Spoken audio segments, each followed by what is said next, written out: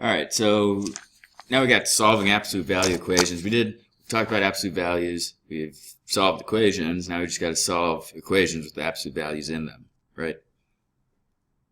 Alright, so what is an absolute value? And we've talked about this before. Absolute value is a distance. It's the distance away from 0 on a number line. Okay, so we'll write that. The distance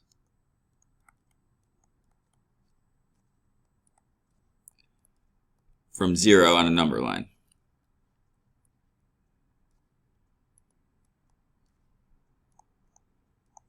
Okay. All right, and what else do we know about absolute values? Okay, now, distance from 0 on a number line, that's like the formal definition. But usually when you ask, what's absolute value, the first thing you hear from everyone is the fact that it's always positive. Okay, and it's, still true here. Absolute value of anything is always going to be a positive number, or 0, positive or 0.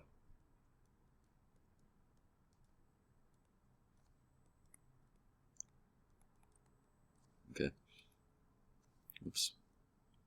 All right, so let's actually put that in parentheses too. So absolute value, always positive. But really, let's put greater than or equal to 0. Okay. Absolute value of 0 is 0. So that's a possibility as well. Okay. And how do we identify absolute value? How do we identify that there's an absolute value in this problem? Well, we know the symbol. It's these vertical bars that are around a number, or in our, before it was always around a number. In our case, now it's going to be around an expression. So, for example, absolute value of x. It's in these bars. Make sure when you're writing these, make sure your bars are thick enough and, or long enough so you don't confuse them for ones. Okay, because that could really mess up your problem. All right, so when we're evaluating absolute value expressions, we want to treat the bars as kind of what they look like. They look like they're grouping numbers together, so we treat them as grouping symbols.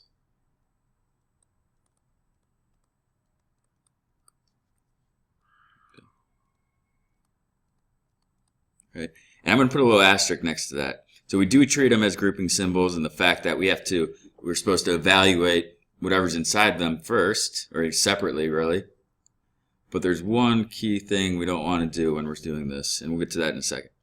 Okay. All right, so like I said, treating them as grouping symbols, meaning we must evaluate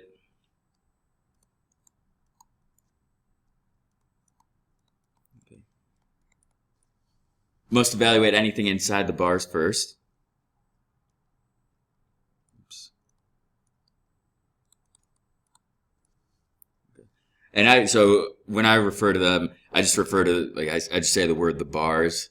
So anything inside the bars, anything between the first absolute value bar and the second absolute value bar is what I mean when I say the bars. So anything inside. Okay.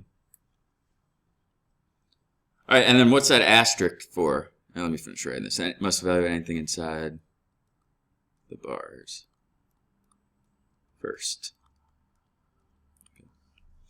All right, the asterisk, where's the asterisk come in? All right, so we do treat them like grouping symbols. There's one key thing that we do when, we treat them like brackets and parentheses. There's one thing we could do to brackets and parentheses that we cannot do when we're trying to solve these absolute value equations.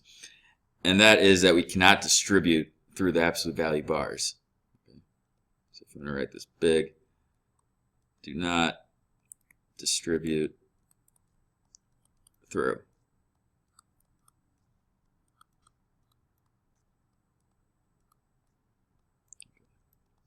All right, it's really important, even though, it looks like, whenever we see a number in front of a group of parentheses, the first thing you would normally do is distribute. The problem is we can't, not with absolute value. All right, so a quick example, and we've solved a couple like this before. 8.4 minus the absolute value of 2x plus 5 if x is negative 7.5. Okay. All right, so all we do is write the equation down, the expression down, not an equation. Okay, and replace x with whatever x equals. In this case, it's negative 7.5.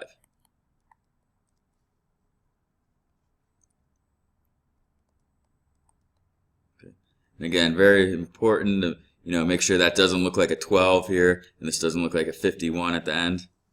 Okay.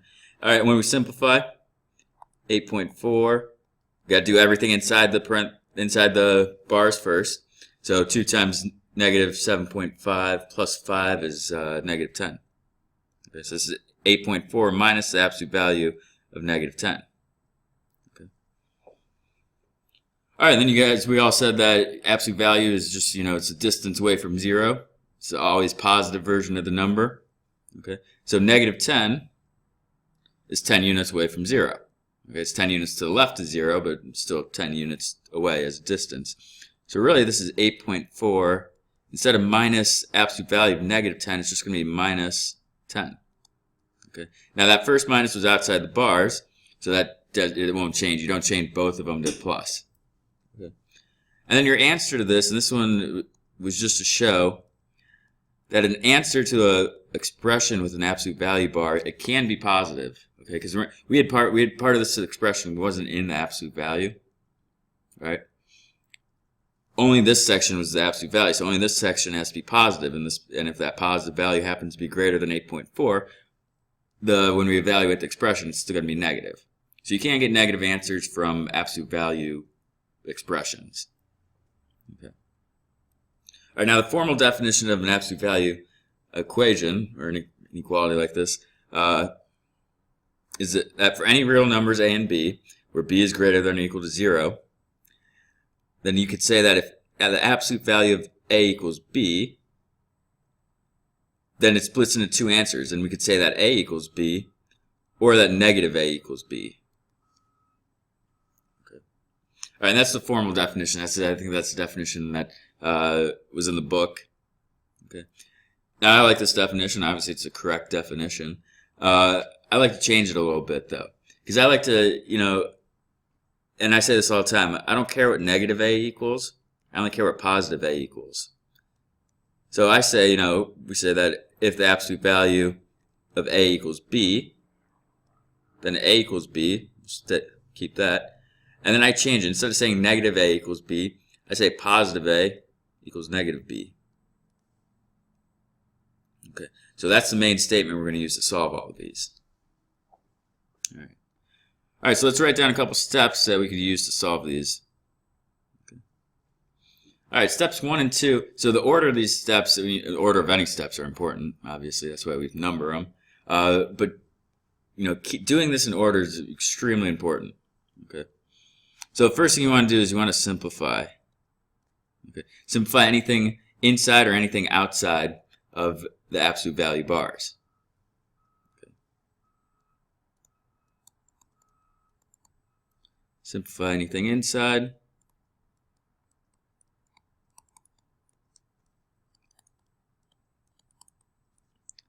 and outside the bars. So that's, combining like terms, distributing if there's a parenthesis somewhere, things like that. Now, a lot of times there won't be anything to simplify. In most of it, especially some of the beginning cases, there won't be anything. But doesn't mean it's never going to happen. Okay, so simplify anything inside or outside the bars. Okay. Step 2, this is the important part, the extremely important part. Star next to it.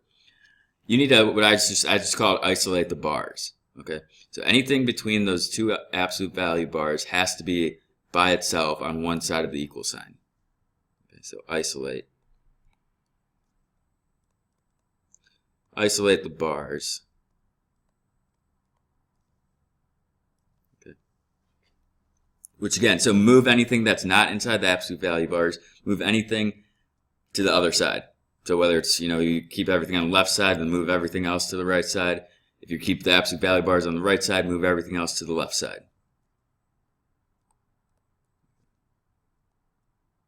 It's going to freeze again. There we go. Okay. All right, so that includes variables and it includes constants. If it's not inside the bar, move it.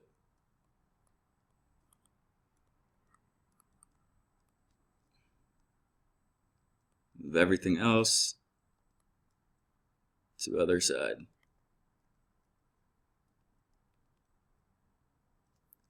Again, it doesn't matter if you're doing left side or right side. It's all the same. All right, step 3. Now, to get to step 3, you have to check that step 1 and step 2 are done. You can't. So a very common mistake is people just, step 3 is a common one. It's the main step. But a lot of people try and do it right from the beginning, and it doesn't work. It doesn't work if everything's not simplified, and it doesn't work if the bars are not isolated. So step 3 is we're going to write 2 equations. Okay.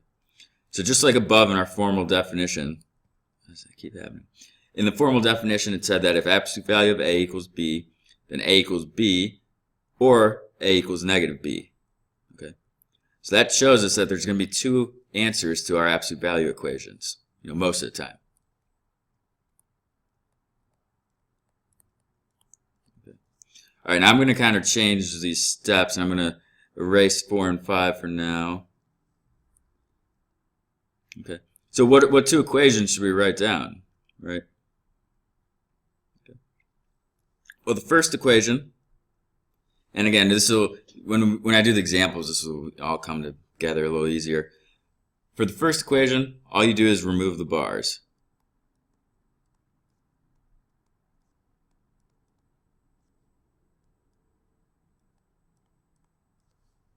Okay, that's simple enough. So you take whatever you have after step 2, you just drop the absolute value bars. So drop bars. Okay. Equation 2 starts the same way. We're also going to remove the bars.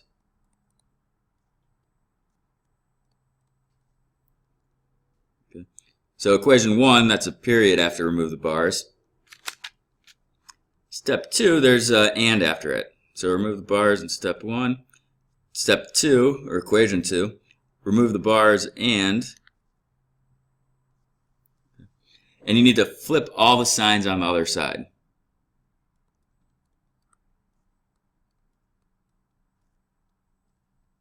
Okay, very important, all the signs. So if your answer is positive, you make it negative. If it's a minus, you make it a plus. Signs on the other side.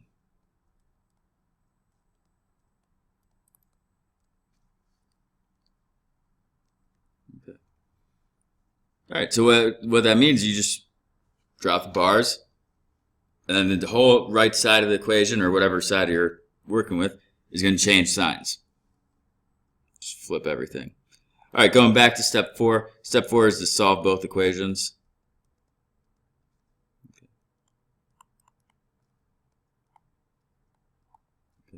And it's kind of like an assembly line almost, like because your left side's you're going to have 2 equations, and the left sides are going to be the same. The right sides are going to be different, but when you're solving it, you're just, it's going to be the same steps. So it'll be like add a number and then divide by a number for both equations.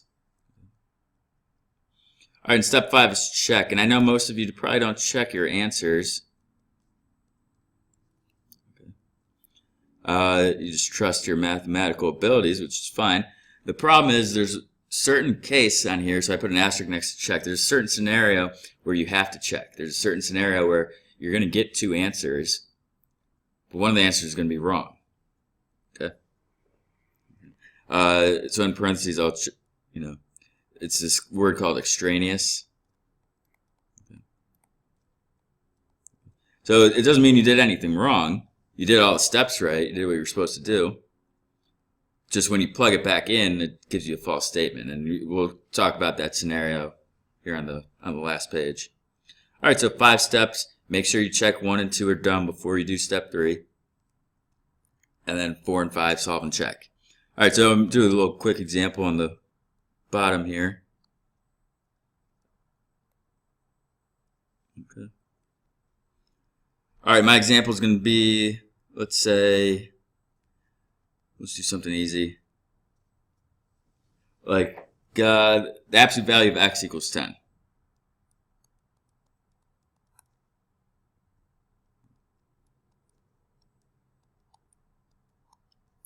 And if you're just running through your steps, okay, well, step 1, simplify anything inside and outside the bars. Okay, well, there's only 2 terms here. There's nothing to simplify. Step 1, done.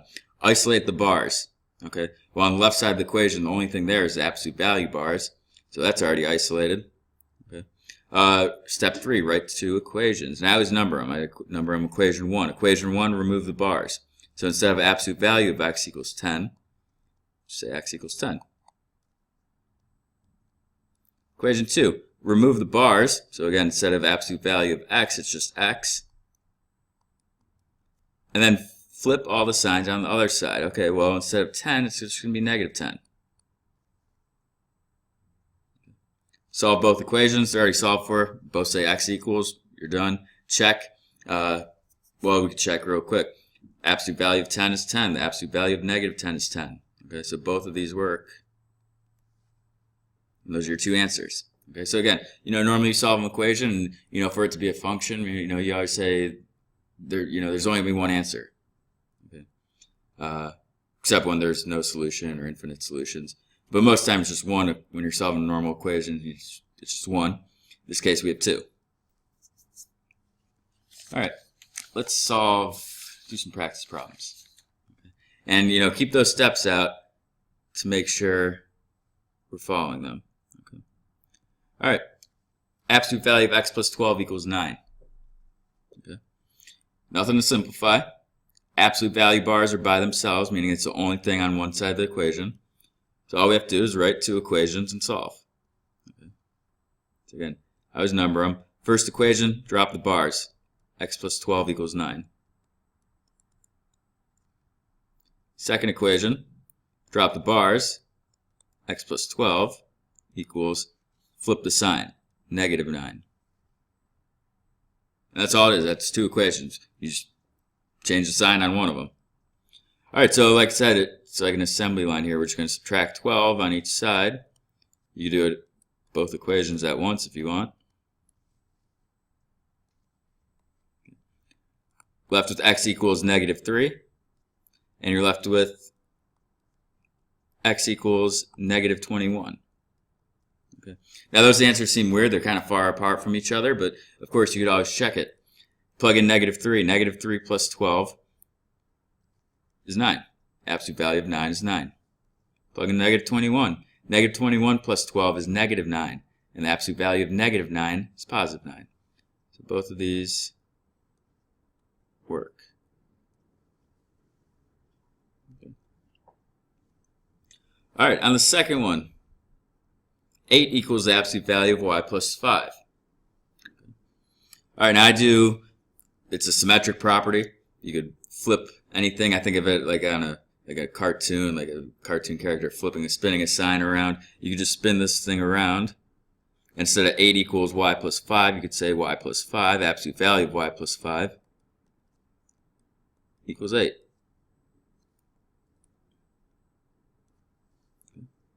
All right, and then you go through step 1 and step 2. Step 1's done. Nothing to simplify. Step 2, done. Bars are isolated. So step 3 is when we break it up. Two equations. Drop the bars on the first one. Y plus 5 equals 8. Drop the bars on the second one. Reverse the sign. Y plus 5 equals negative 8. And then the same thing, subtract 5 on each side. So y equals 3. And on the second equation, subtract 5. And you get y equals negative 13.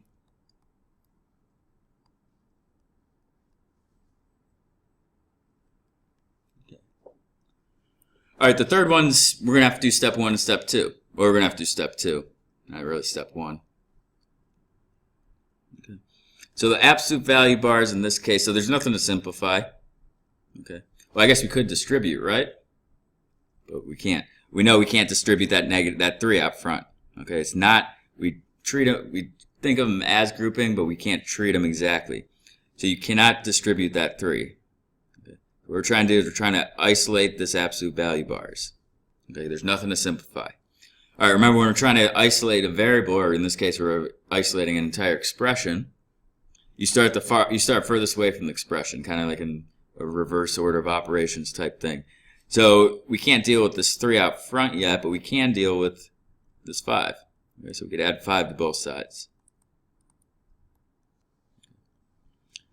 leaves us with 3 times the absolute value of 2x minus 3. Again, make it so these don't look like 1s. Equals 9. All right, and then when I was writing this, I made sure to say 3 times the absolute value, because now that we can't distribute, we still have to do the reverse operation. So we're going to have to divide by 3. Leaves us with the absolute value of 2x minus 3 equals 9 over 3 is 3. Okay. All right, so now we're ready to split. First equation, 2x minus 3 equals 3.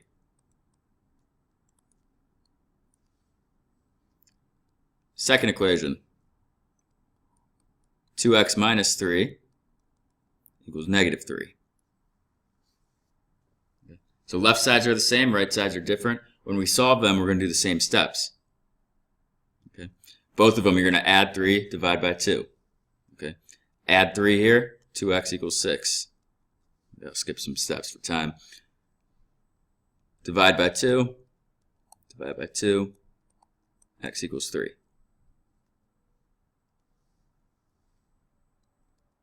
Guess we don't need to skip steps.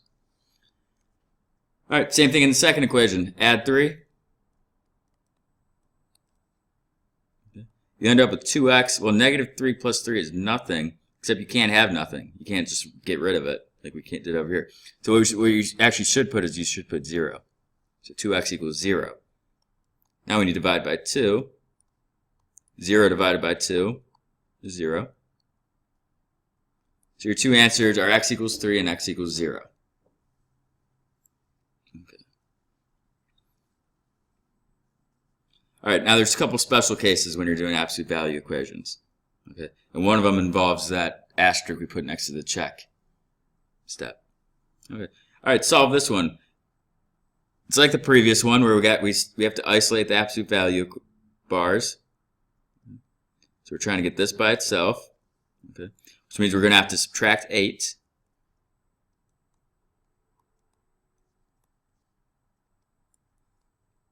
Gives you the absolute value of 3 minus 2, or 3x minus 2. Absolute value of 3x minus 2 equals negative 7. Okay. Now a red flag should go off now. Okay. We're saying that the absolute value of 3x minus 2 equals negative 7. Okay. Well, way back at the beginning, processes, way back at the beginning, we said absolute value is always positive. Okay. So is it possible to have the absolute value of 3x minus 2 equal negative 7? No, it's not. This is just, it's a false statement. There's no possible way for any value, positive, negative, doesn't matter. There's no possible way for the absolute value of anything to equal negative 7, or negative anything. Okay, so right away, you don't have to split it up into two equations. Right away, you know this has no solution. Okay. Remember, you can do a 0 with a line through it, the empty set. No solution. Okay. Now, if you would have solved this, if you would have broken it up into two equations, you would have gotten an answer. You would have gotten two answers. But both answers would be wrong. Both answers, if you plugged it back in, they wouldn't be right. You'd get a wrong answer. So always be careful when you get down to step 3, or when you get down to right before you split them up, after you isolate the absolute value bars, right after step 2, make sure it equals a positive or equals 0. Okay, it can never equal a negative. Okay, so number 2 here is going to be real quick, because now that we know, we're going to subtract 5 on each side to get the absolute value part by itself. Okay, and trying to isolate just the bars. Okay. And what that leaves you with is, it leaves you with the absolute value of 6 minus 4t equals negative 5. And just like before, as soon as you see that negative, as soon as you see absolute value of anything equals a negative, no solution. Or, hey, you should probably write it too.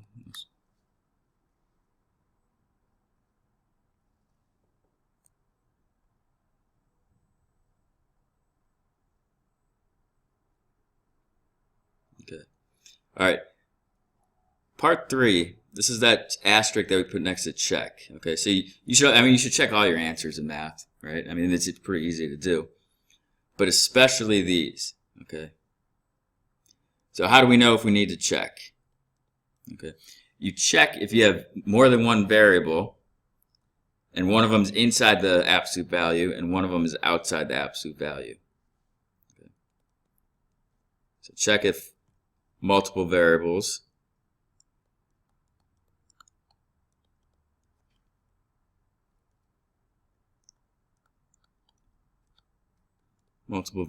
inside and outside bars.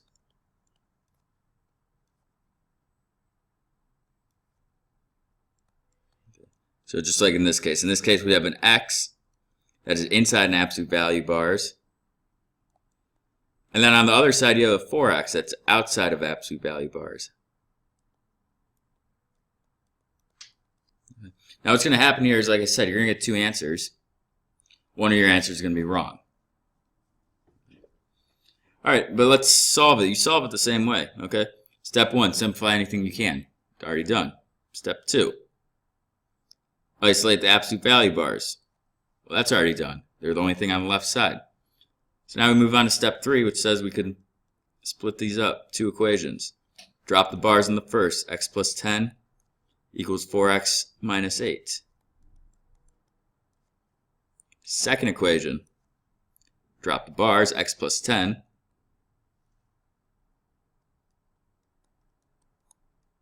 equals, and be careful here, flip all the signs on the opposite side. So instead of 4x minus 8, it's going to be negative 4x plus 8. So a lot of people will remember that negative 4x, but they'll forget about the 8. Alright, so real quick to save time, we're going to try and solve these. So move all the x's to one side, okay, and all the constants to the other side. On the first equation, it'll leave you with negative 3x equals negative 18. So x would equal 6. On the right side, the second equation, not the right side, in the second equation, if you get to move all the variables to the left, you get 5x. And again, I'm not showing all the steps here just because you save some time. We didn't show them all in class either. So you move the 4x over and you move the 10 over, and you end up with 5x equals negative 2. And you get the answer, x equals negative 2/5.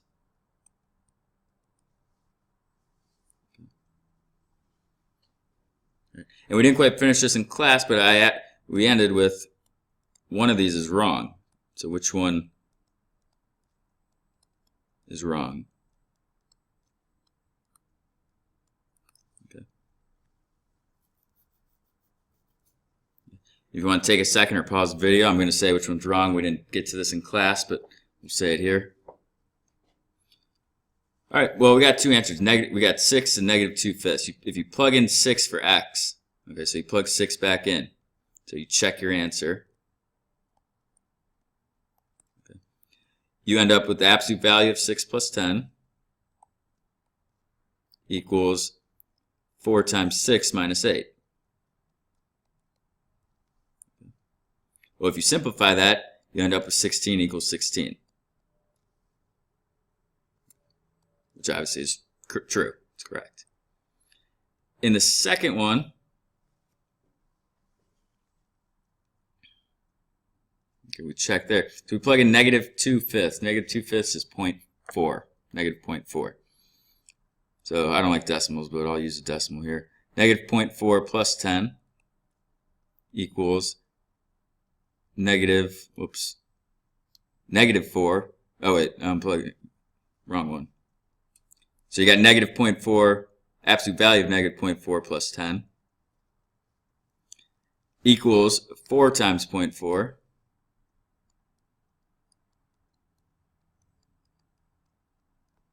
minus 8.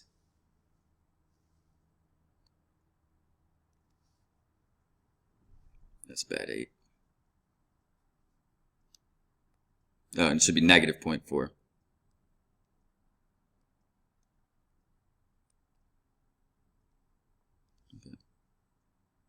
All right, now when you simplify that, what you end up with is the absolute value of negative 9.6 equals negative 9.6.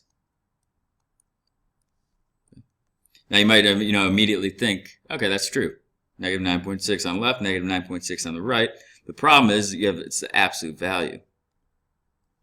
So what this actually says is that 9.6 equals negative 9.6, which is false. Okay. So your only right answer here, this is negative 2/5 is not right. X equals positive 6 is the only answer. Okay. This negative 2/5 is what we call the extraneous answer.